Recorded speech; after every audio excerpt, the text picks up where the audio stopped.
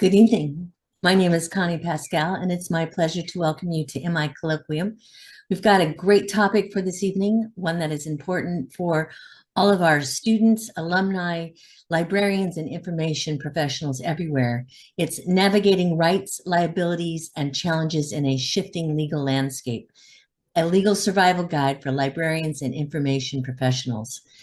And to guide us through our journey, we couldn't be in better hands than our speaker, Nancy Kranich. Nancy is a teaching professor at Rutgers University School of Communication and Information, where she teaches courses on community engagement, information policy, and intellectual freedom. She holds a Master's of Arts in Library Science and a Bachelor's of Arts in Anthropology from the University of Wisconsin in Madison, and a Master's in Public Administration from NYU. Nancy has served as president of the American Library Association from 2000 to 2001 and has been a vocal advocate for intellectual freedom, open access to information, and civic engagement. She's actually led ALA's Right to Know, Information Commons, and civic engagement programs, and also established the James Madison Awards, recognizing champions of public access to information. That's not it. Nancy has also testified before Congress, appeared on platforms like The Today Show, NPR, and C-SPAN, and received numerous awards, including the ALA's Ken Haycock Award for promoting librarianship. It's not all either. And to keep it real, Nancy also serves as the board of trustees of the Highland Park Public Library and the editorial board of the Library Quarterly. Indeed, Nancy's career has had a lasting impact on public access to information and the role of librarians in democracy. Now, please join me in welcoming Nancy Kranich.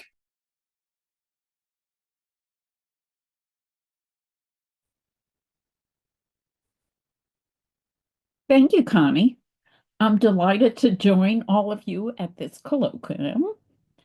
It's been a while since I've done one, so I'm glad to be back. When I was asked if I could do a 1-hour session on legal rights, I couldn't imagine condensing such a broad topic into such a short time. But I agreed to try. So tonight, I'm going to give you a quick overview of a vast topic. I'll begin with a story and use it as a backdrop for discussing rights and challenges in a shifting legal environment. As you may have picked up in the introduction about me, I am not a lawyer, but I do teach intellectual freedom and information policy here in the MI program. So that's the source of many of my thoughts about this broad and challenging topic.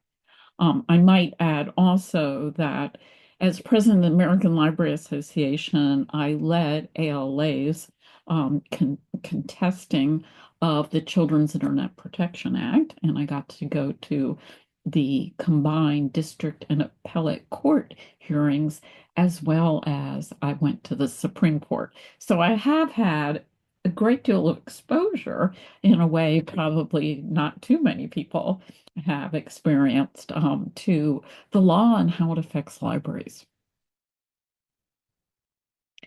So in November, the Highland Park Public Library reopened after a major renovation to great fanfare.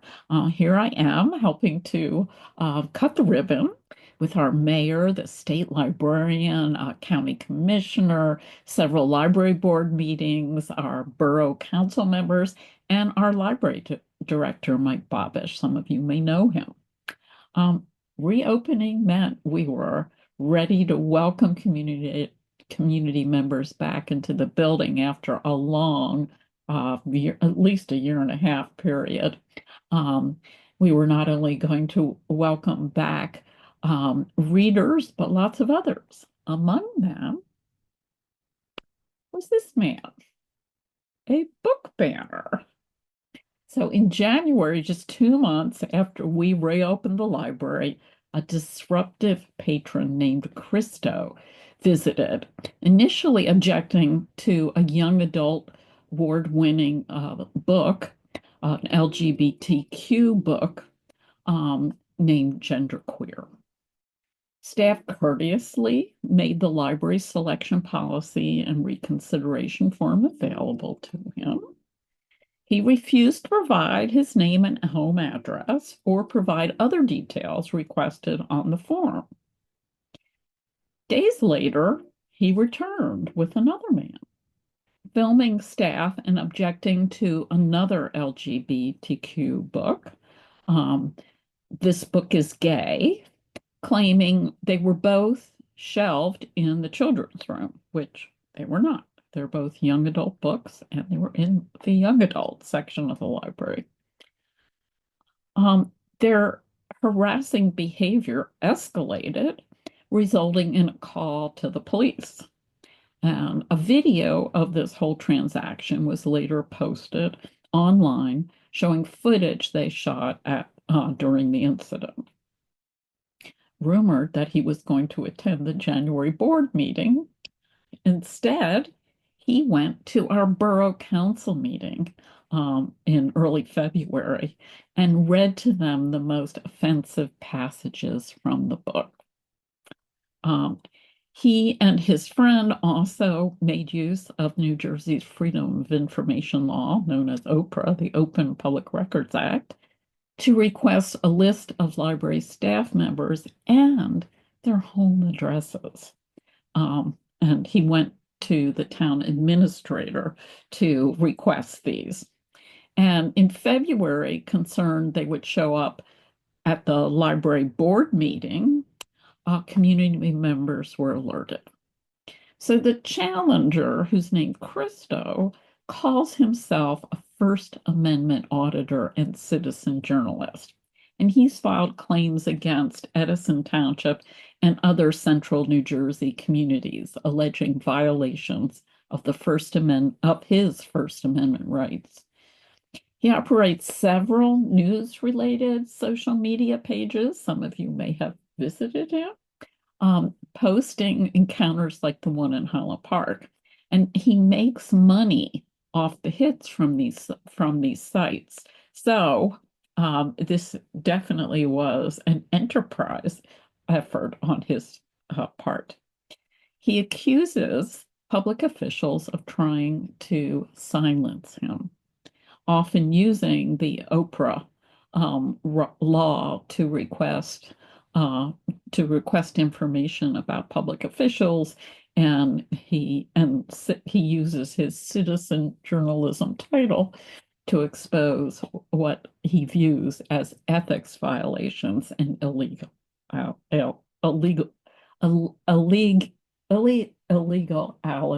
Gosh, I'm having trouble with that word. Anyway, illegalities. Yeah. So, if you're not familiar with these two books, they sit at the top of ALA's annual banned book list. Gender Queer is a memoir by Maya Kababi, and it's a graphic novel recommended for grade 9 and up, and it's award-winning. It's won many awards, including New York Public Library's 50 Best Books for Teens selection. It's gotten a Stonewall Award, nonfiction honor book, and it's on YALSA, the Young Adult Library Services Association Best Books list, so it's very well regarded. This book is gay by Juno Dawson, is focused on the age range of 14 to 17, and meaning about grade 10 and up. It won the New Jersey Garden State Teen Book Award, and it's a winner of the Over the Rainbow Project Book List Award. So these books are definitely books that are highly recommended and for particular audiences. Now, I use this example of the challenge to YA books at the Highland Park Public Library because what appeared as a fairly straightforward book challenge incident raised a variety of rights issues, demonstrating the challenging legal environment within which information and other public institutions operate. So on the surface, I counted at least 9 legal or other liabilities connected to this close encounter with a book banner. So, and you can see the list. I'm going to focus on some, if not all, of these rights for the rest of our discussion tonight. So, but before I elaborate on these rights issues, I want to ask you, just what do we mean when we talk about rights? Think about that. What is a right? So I teach a whole class, a session of a class uh, of my course in information policy on this very question, information rights. So any kind of right is a justified claim on others. So keep that term in mind, a claim. So we can have natural rights like life, liberty, and the pursuit of happiness. Or we can have moral rights or legal authority or legal rights. And these are the authority to possess, claim, and use a thing as one's own. So you can think of all kinds of rights: civil rights, human rights, women's rights, um, for free speech rights. So there's different ways to look at rights, and rights are quite an elaborate kind of way to think about these issues. But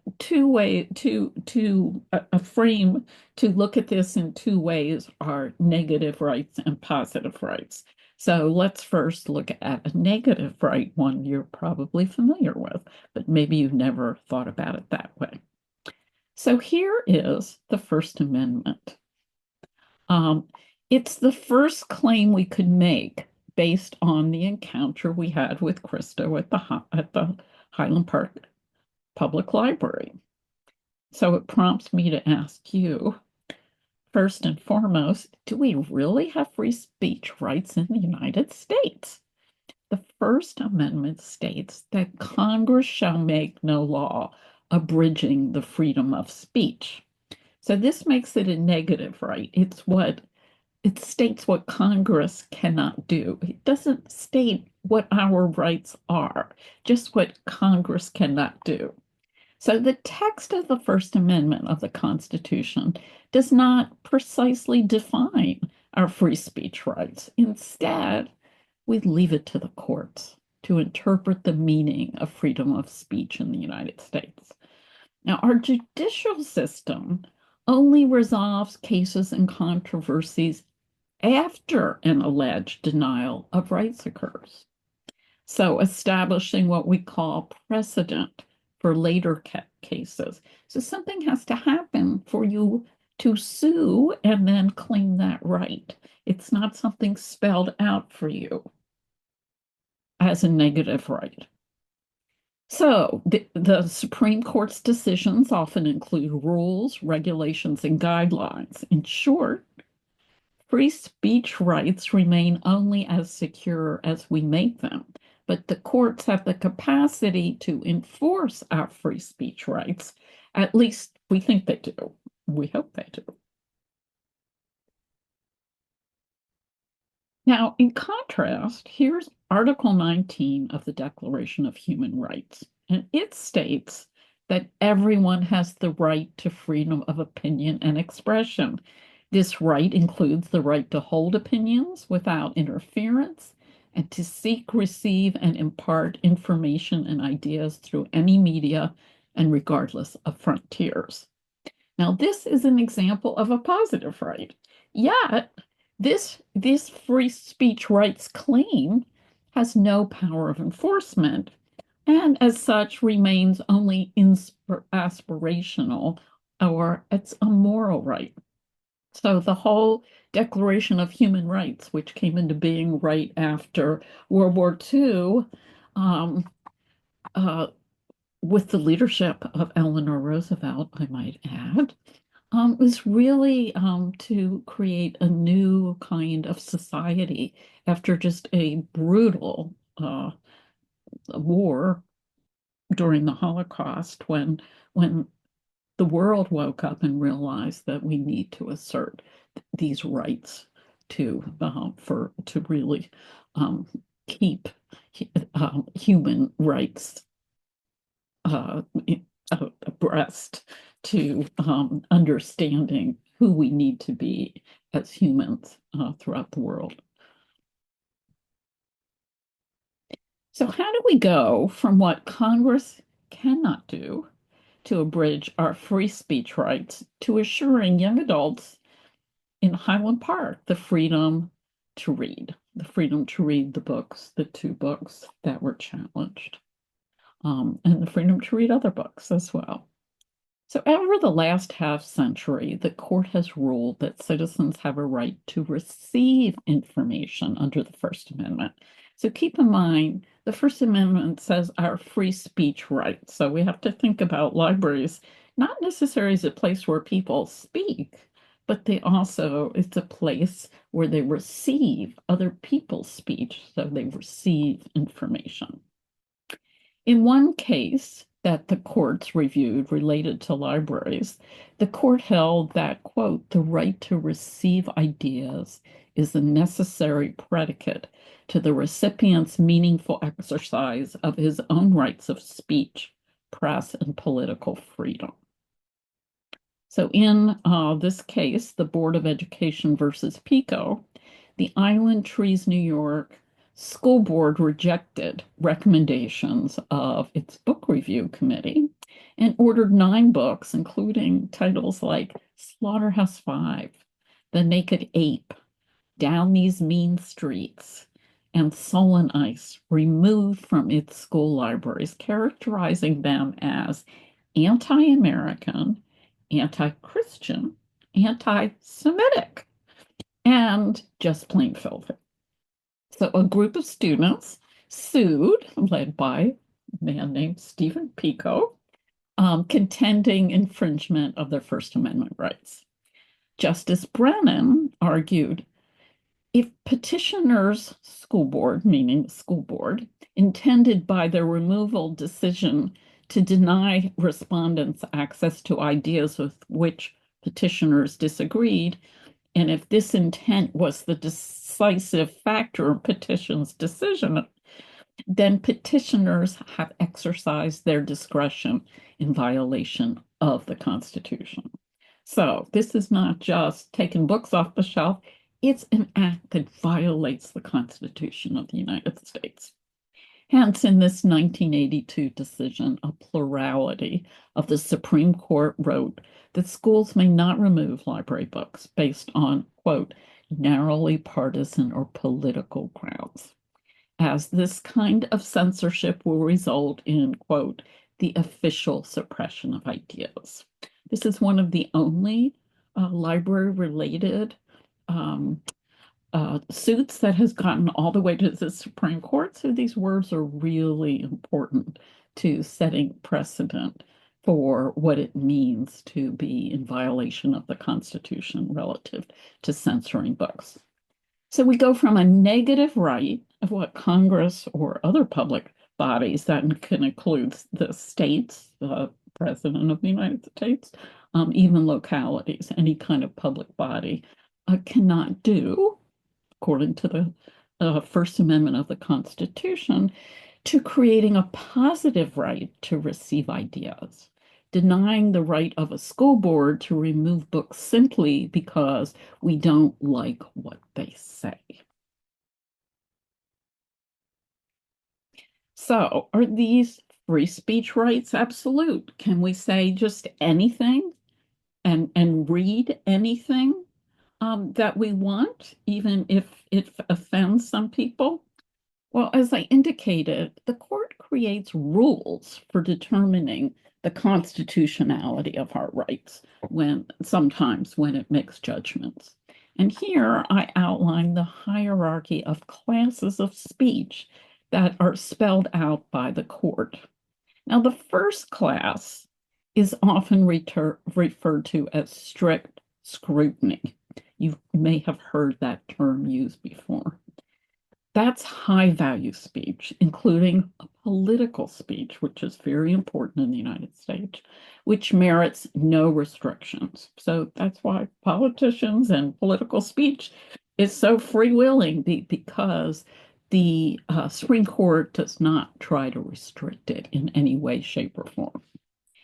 Intermediate value speech, in contrast, merits few restrictions and includes such categories of speech as advertising and indecent expression. Finally, low value speech merits restriction with minimal judicial scrutiny. In other words, attempts to regulate this class of speech are generally permitted, but only in narrow categories such as obscenity, child pornography, and hate speech. Now remember, who's doing the regulating? The government.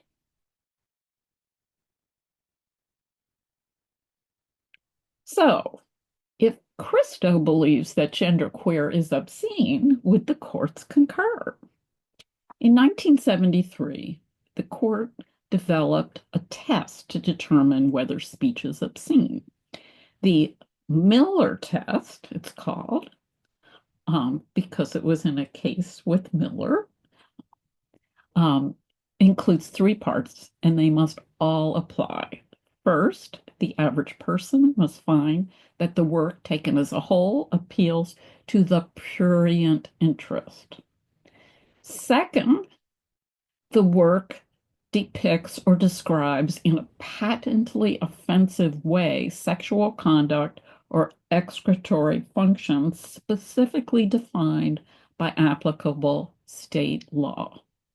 And third, the work taken as a whole, and that I want to stress, taken as a whole, lacks serious literary, artistic, political, or scientific value. So it's not a phrase or a passage or a picture, it's the work as a whole. So the whole book in this case. Now, what's also important to recognize that only a judge or jury can declare a work to be obscene after considering evidence presented as part of a criminal or civil trial. Not a challenger, not Christo, who shows up at the library one day. Now, generally, U.S. law treats an expressive work as constitutionally protected expression until it is determined to be obscene by a judge or a jury. Sex, nudity, profanity, or references to gender identity or sexual orientation are not enough to make a work legally obscene under the Miller standard, at least not for adult materials. Now, per the Supreme Court, the literary, artistic, political, and scientific value of material does not vary from community to community. As long as material has serious value, the First Amendment protects it, even if only a small minority of the population finds value in a work.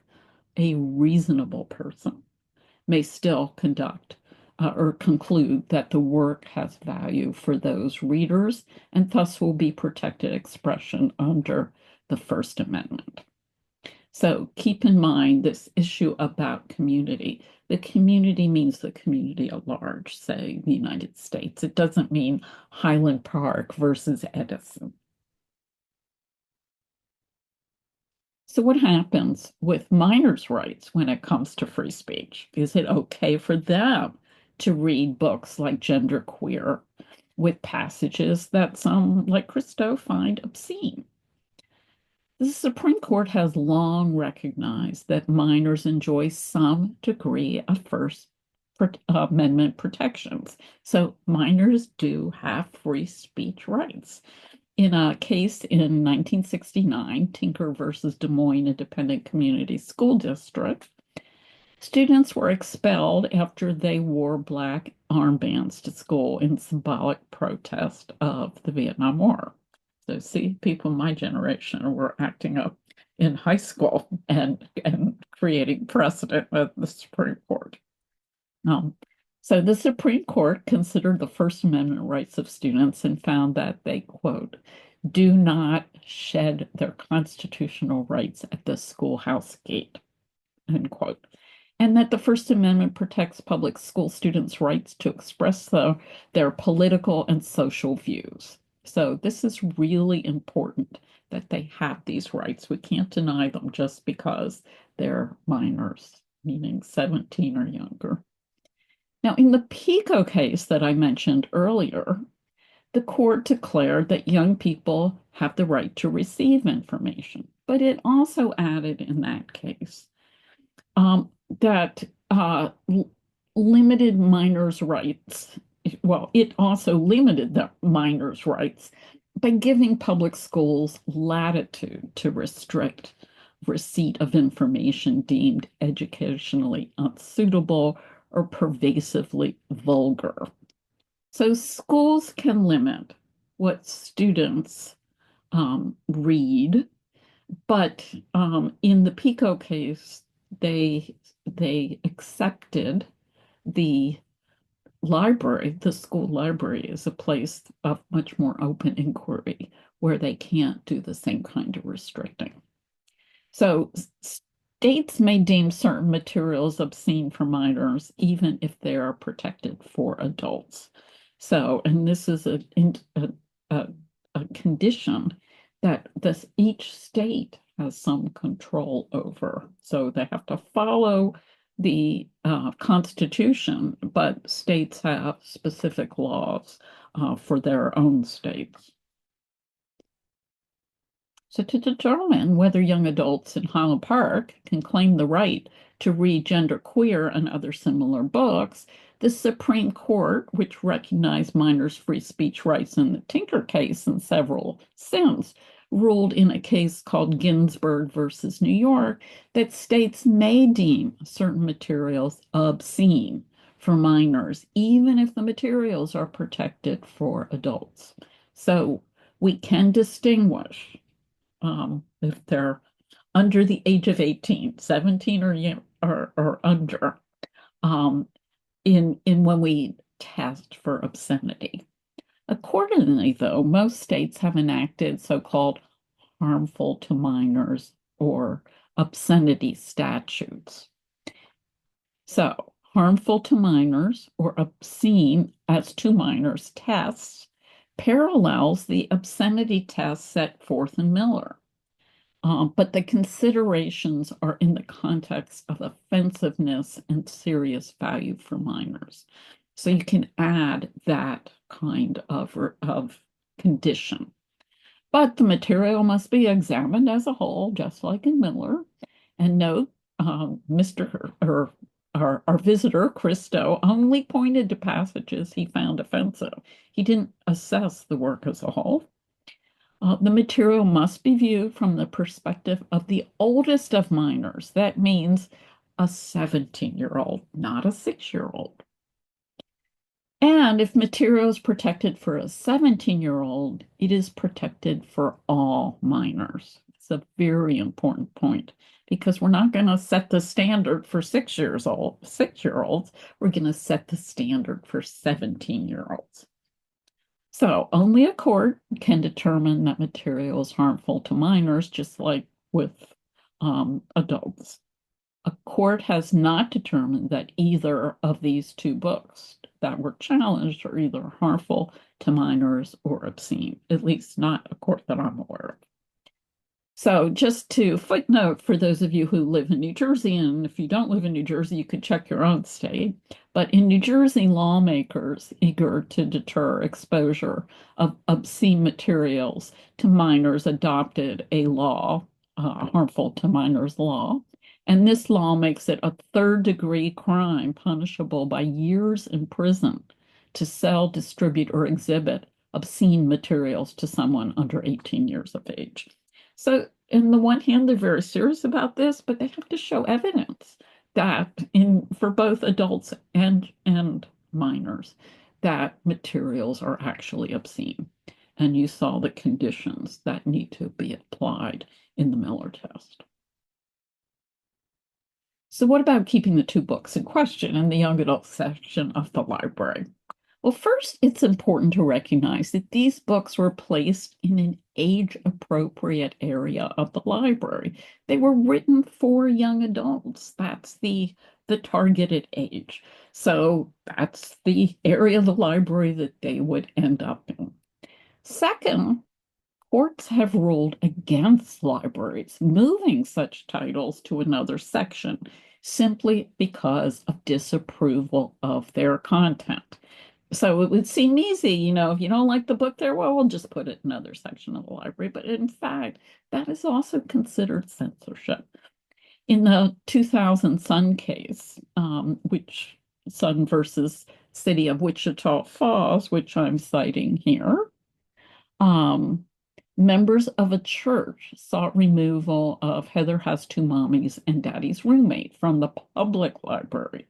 This time, the public library. We don't have that many public library cases, but from the public library because they disapproved of the book's depiction of homosexuality. The Wichita Falls City Council voted to restrict access to the books if 300 persons asked for the restriction. So it would be a vote of the majority. Can they get, majority to vote for restricting these books? Now, a separate group of citizens, like in the Pico case, filed suit after the books were removed from the children's section and placed on a locked shelf in the adult area of the library. The district court that was reviewing this case permanently enjoined the city from enforcing the resolution permitting the removal of these two books. Now, the court determined that this constituted impermissible content-based and viewpoint-based discrimination. So I want to stress those two terms, content-based, viewpoint-based. These are the key criteria used in any kind of censorship case. It cannot be based on disapproval of the content or viewpoint. Second, that the action was not narrowly tailored to serve a compelling state interest, and that the council provided no standards or review process. How is the library to decide what should or shouldn't be moved into a locked section under these conditions? Lots of times the courts will say to talk about this as the vagueness doctrine. You can't be vague and expect people to understand specifically what you're assuming they're going to do, and especially when they're under a legal case law. So the council improperly delegated a governmental authority over the selection and removal of the library's books to any private citizens who wish to remove a book from the children's area of the library. So this idea of private citizens second guessing because they think they know. Librarians are trained to make these choices. Teachers are trained to make these choices. And the courts generally defer to professionals and professional standards to demonstrate why these resources are, say, in the library, and in this case, in the children's room. Now, many who have called on schools and libraries to remove these two books justify their claim based on what they call parental rights, another type of right. So if you haven't seen parental rights in the Constitution or in law, that's probably because there is no such thing that I'm aware of, at least. It's certainly not in the US Constitution. But according to the American Library Association, quote, parents and only parents have the right and responsibility to restrict access of their children and only their children to public library resources. So ALA recognizes the importance of parents taking a role. It may not be their right, but it is their responsibility to give guidance to their children as to what they expect their children to read, but not other people's children. So parents who don't want their children to have access to certain library services, materials, or facilities should so advise their children. Tell your children what you want from them. They should not determine whether other parents' children should be denied access. Furthermore, librarians and library governing bodies cannot assume the role of parents or the functions of parental authority in the private relationship between parent and child. In fact, we are not considered in loco parentis. That's really up to parents. But, librarians can give guidance to help parents make choices and help young people make choices. But it's really up to parents to determine what their children should um, read and participate in when they come to a public place like the library. So parents do have responsibilities here and some control, hopefully. So, some of you are probably well aware that we have had a skyrocketing amount of book bans attempted around the country in the last few years started during COVID. Since then, several states have passed laws to suppress access to books in schools and libraries, often under the guise of the term parental rights. But so far, the courts have not supported these laws, but they decide these cases very slowly. So, uh, um, communities all throughout the states that have passed these laws are busy pulling library materials off the shelves. Here's a map of states with these restrictive book ban laws, but unfortunately, this was a map from 2024. There's more now. There's more in the green as well, which I'll talk a little bit more about later. But the pink states are states that have very restrictive laws, and some of them have taken action to not only remove books from shelves, but also criminalize the librarians that they have considered responsible for having purchased these materials. So here's some recent headlines about that very factor, about librarian liability. So you can see that several states like Wyoming, Texas, Alaska have been actually charging librarians with, sorry, under criminal obscenity charges for stocking LGBT books in teen sections. So this is pretty daunting for those of us who train to be librarians and really want to make sure that young people have access to all kinds of materials of interest to them and that can help them develop their identity as well as understanding of others in the world. So most people who work in public institutions are covered by government immunity from tort claims for activities undertaken in the normal course of their duties. But the exception comes when states pass specific laws created to allow for suits against the government in a particular context. So several states have recently passed laws banning obscene books for minors and holding librarians legally accountable, facing criminal charges. So if they distribute indecent material to minors, if a community member disliked the content of a book on the shelf, so a community member, one member alone, could make an allegation that ends up an accusation against a librarian that could be held criminal. But award-winning authors like Margaret Atwood, F. Scott Fitzgerald, and James Joyce have been caught in the crosshairs of these obscenity challenges. It's not just books that are truly obscene. In fact, they probably didn't find any books that would be deemed obscene by a jury or a judge. But groups like Moms for Liberty, if you're not familiar with them, they came into existence during COVID and have chapters in almost every state and are very active in book banning. They've gone after titles like Seahorses for being obscene, as well as books about Johnny Appleseed and Hurricane. And even Winnie the Pooh was caught into question for not wearing pants by one of them. So that means librarians could go to jail over Winnie the Pooh.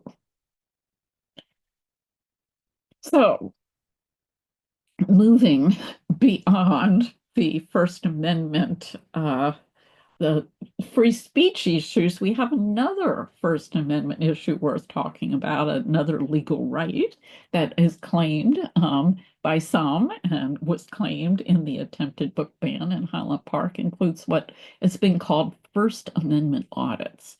And this is where auditors typically film or photograph in public spaces like town halls, libraries, and police stations, or even parking lots. And then they post these recordings online. Some opponents refer to auditors as frauditors, so they're not really well received by most. But these audits record interactions with public officials or in public spaces to test and document their right to freedom of speech and the press, often posting them online to promote transparency and open government. Generally, these audits are protected under the First Amendment, and we really can't say no to them. So when the Christo and his friend came in, they came in with a camera around their neck, and they used it to record what was going on in the library and their interaction with the library staff that spoke to them about the books that they were asking to be banned. So they have they claim this right under the First Amendment's guarantee of freedom of speech in the press, and auditors believe these auditors like Christo believe these audits promote transparency and government accountability, but critics argue that some audit tactics can be confrontational or even harassing, and that's exactly what happened in Highland Park.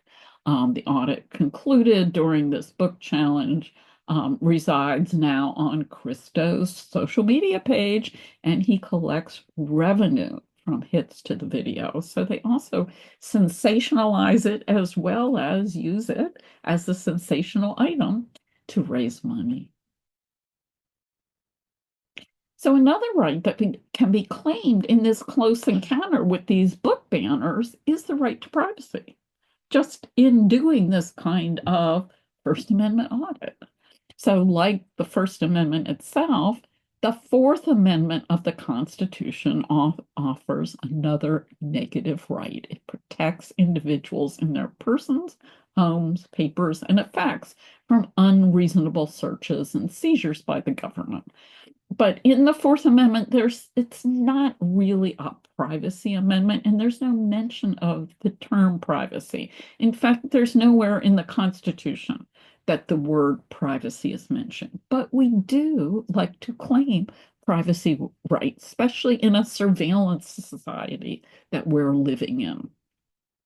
In contrast, Article 19 of the United Nations Declaration of Human Rights has an article, Article 12, which spells out the positive rights of privacy, saying no one shall be subjected to arbitrary interference with his privacy, family, home, or correspondence, nor to attacks upon his honor and reputation.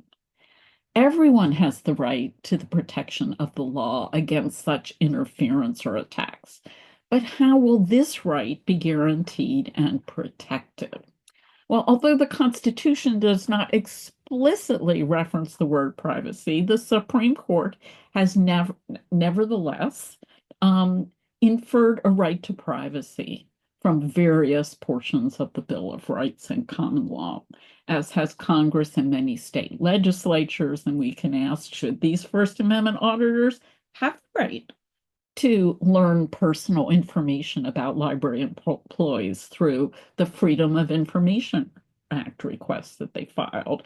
Note, fortunately, our town administrator recognized that they should not have any personal information beyond their name, so she did not give away their home addresses of our library staff. But, you know, they were trying to violate that privacy right, personally identifiable information about the staff members, and could use it to harass them, dox them, do other kinds of intimidation. And they have been known for doing that. And should the auditors be permitted to post their recordings publicly on the internet? featuring library users and staff who never granted them permission to do so. So, despite the Constitution lacking a privacy clause, Congress did pass the Privacy Act of 1974, focused specifically on federal information collection, but its mission actually talks about the right to privacy as a personal and fundamental right protected by the Constitution of the United States. So in federal law, we do have a statement that we have a right to privacy. Now, in addition to protecting federal records, the Privacy Act includes an amendment called the Fair Information Practices that guide organizations and businesses in developing their own privacy policies. In the case of libraries, all states have passed laws that protect library records. Yet, even if the library has its own privacy policy, which is different from a confidentiality policy, protecting users and their records, it's not guaranteed that their users, like the First Amendment auditors, will do the same. So we're in sort of a bind there about protecting our users from other users and doing things with what they record that they may not approve of. So, did the library have the authority to promulgate and enforce regulations governing the use of its facilities that resulted in disciplinary action against these challengers who simply claimed they were exercising their First Amendment rights? So in so doing, did we have a right to take action against them? Well, this is another right that or law legal constraint that we need to be aware of, and that's called the public forum doctrine. Libraries, like many other institutions, are subject to this doctrine, and as limited public forums, public institutions like libraries can create time, place, and manner restrictions to carry out their missions under the First Amendment. But these restrictions must be content neutral and not overly repressive. So there was a case here in Morristown, New Jersey, a famous case where a man named Richard Kremer, a homeless library user, was expelled numerous times from the library for violating its newly written rules for patron conduct. And under that decision, the court determined that the library, quote, may regulate conduct protected under the First Amendment, which does not actually disrupt the library. So, in other words, if the person's disruptive but is not disrupting use of the library, then they can regulate that use through their code of conduct, of which we have one in Highland Park. But that conduct code must be clear, reasonable, and objective. And note the word reasonable is used often in these clarifications by the courts. And it has to be applied in a non-discriminatory fashion. And in the case of Christo, they knew who he was when he came in the door. He was not welcome in many public spaces, but they gave him the same courtesy that they would give any user. They could not deny him use of the library if he was conforming to the library's rules. So these rules have to be communicated effectively and developed with a staff training program that includes a broader understanding of the social and economic problems faced by some patrons. And this particularly applies to people, say, who are homeless using or unhoused, using our libraries, etc. I think in his case, he had a particular smell that offended some people, but that was not sufficient to single him out. He really had to violate a reasonable and objective code of conduct. So in the case of Highland Park, the library offered the challenges an opportunity to request a reconsideration of the titles they contested. They treated the censors, known widely for their disruptive behavior, with respect, even tolerating their filming of the encounter in a First Amendment audit.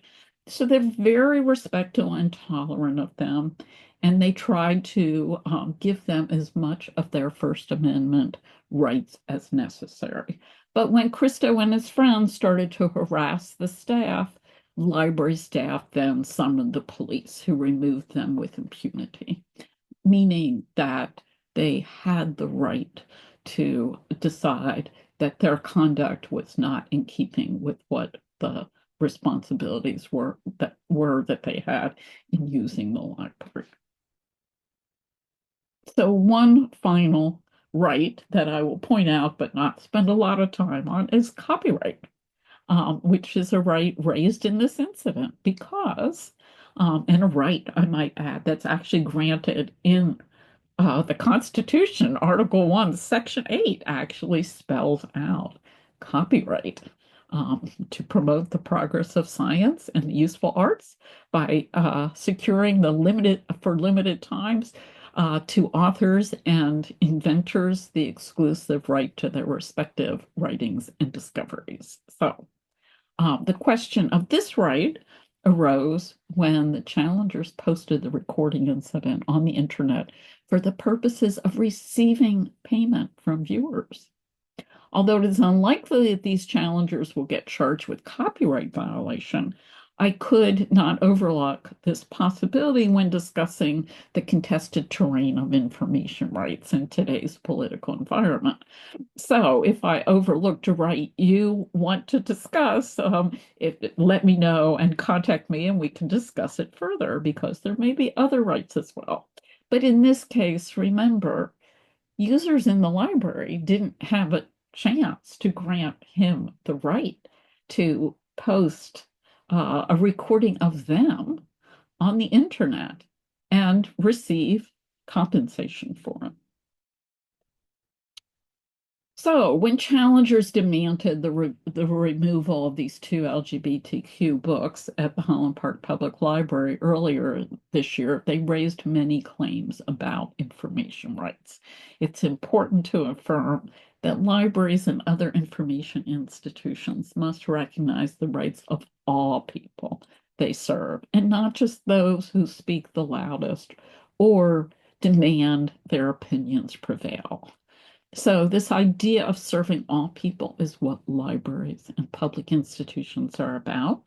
So when some want the institution to follow their rules, they're not recognizing the rights of others. So rights protect the minority from the tyranny of the majority. And I can't stress this enough, is we're really there to protect maybe one or two young people who may want to read these books. So, and we must remain ever vigilant of attempts to undermine these rights. That's really what the role of many public information institutions are, not just libraries, but others as well, is we have to respect and be ever vigilant about making sure that we protect everyone's rights and not put ourselves in a position to undermine them. So these policies that we develop should follow professional best practices. In the case of libraries, this means guidance like that provided by the American Library Association through its Library Bill of Rights and Code of Ethics, professional guidance from any group conforms with the Constitution, statutory laws, and case law, and ensures that libraries and other information organizations comply with the rights spelled out in this presentation.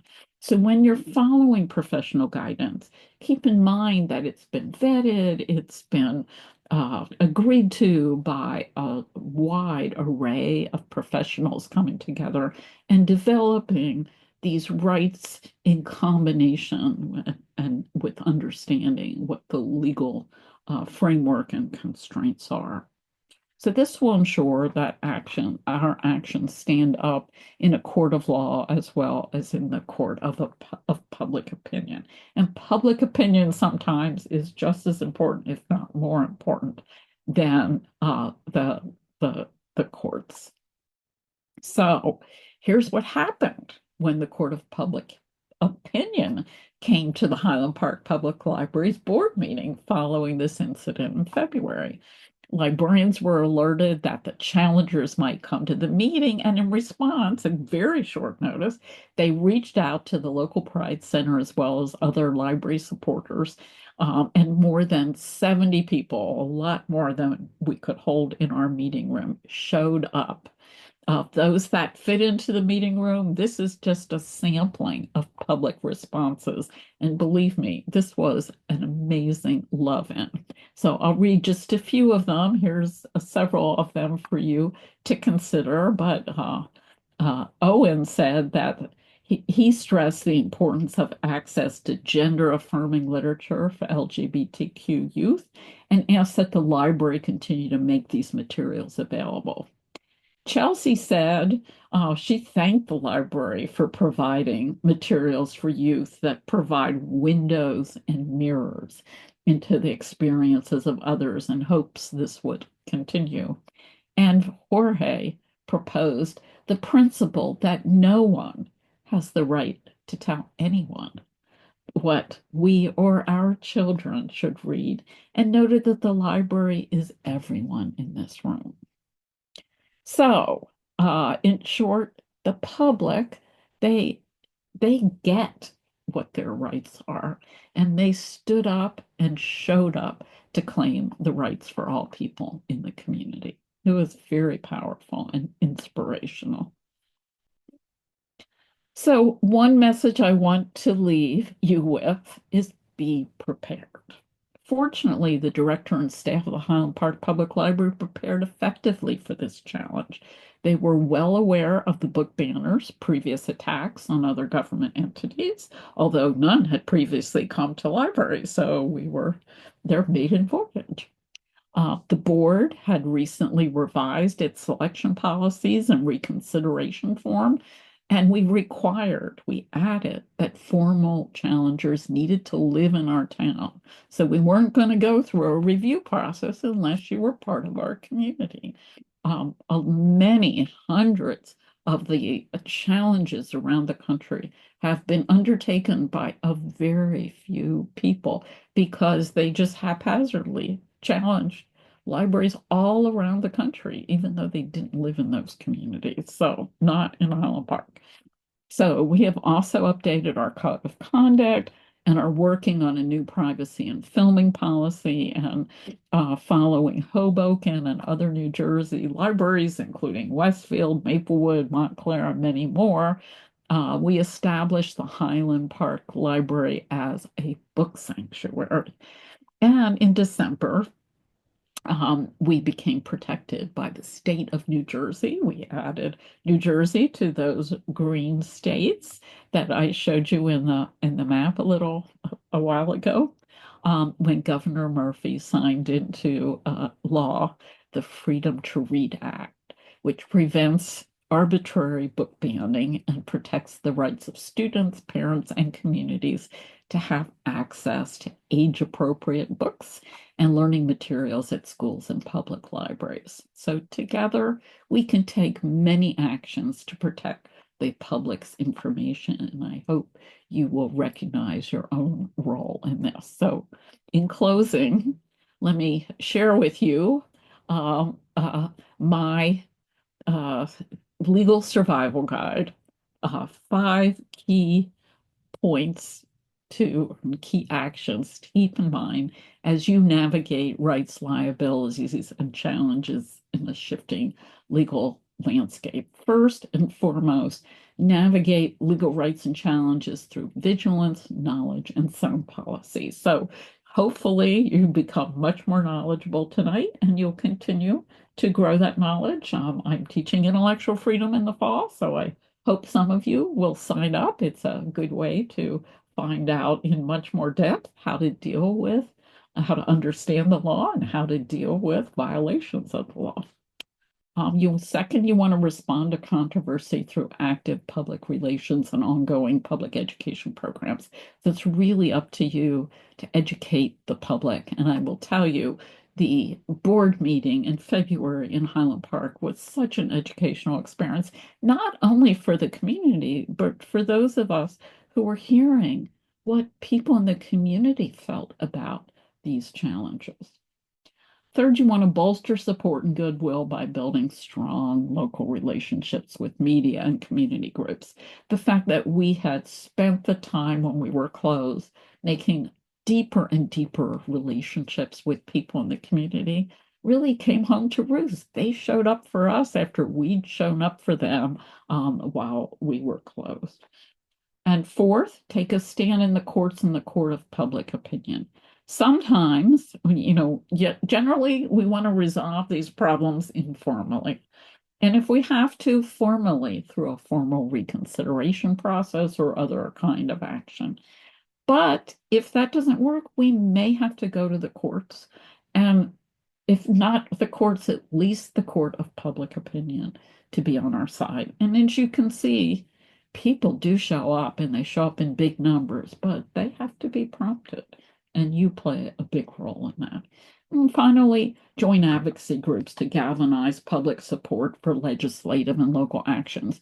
The American Library Association has launched Unite Against Book Bans. It has the Office of Intellectual Freedom. It has a Washington office, but Unite Against Book Bans is a coalition of many groups united to fight this proliferation of bans that we're seeing. There's many other groups out there, the ACLU, but lots of others. And there's many local groups that have formed, not just groups on the other side, Moms for Liberty, and there's others like them, but there's many groups, some of them just local, that have formed to protect our freedom to read.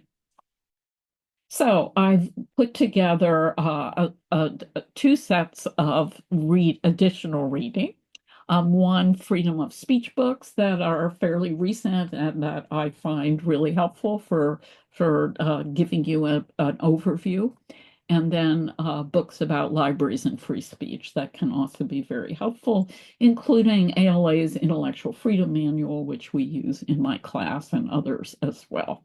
So thank you very much. I'm delighted to have been able to share all this with you this evening, and I look forward to not only your questions, but seeing some of you in my class. So